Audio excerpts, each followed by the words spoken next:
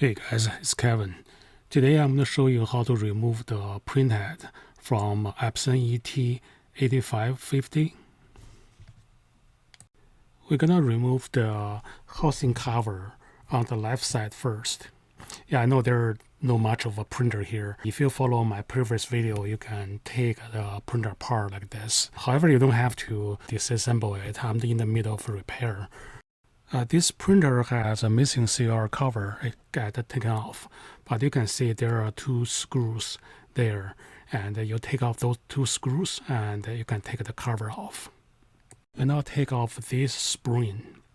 I forgot to tell you, slide your printhead to the left. That's why the first step we took the housing cover off, so you can slide the printhead here and get enough workspace. I usually use dental tool, and if you want to keep your printer for a while, it's really worthwhile to buy a set of dental tools. It's like $10. I'm going to put a link in the description, so if you're interested in get a set of dental tool, not only you can use it for your printer, and you can use it for your teeth. Now we're going to remove the tube guard. The way to do it is you leave what's in the front first, and then slide it towards the right. You can see here's a notch, and when you slide to the right, you can lift it up. So I take off what's in the front, and here's a better angle. So I'm going to pull it towards the right. I'm going to pull, and it fits in the notch, and I lift it straight up.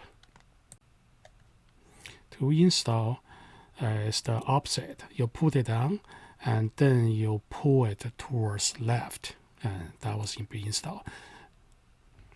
Then there will be two more screws to remove the tube holder.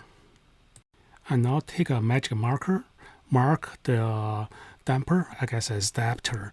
Mark it 1, 2, 3, 4, 5, 6, and also mark the tube 1, 2, 5, 6. And you're going to see why. You're going to pull the tube off the damper, or I guess adapter, and just to get them disconnected. Put the tube bundle aside. Now we're going to work on these adapter plates. There are 6 of them. To remove the screws, you can get Phillips #1 screwdriver bit, and you can go to your local hardware store, or you can go to BCH Technologies.com and search for Epson screw bit, and the #1 will show up. Usually for the casing, Epson use #2, but for the inside, the smaller ones, they use #1. And that's most of the time, those only 2 bits that you're going to use.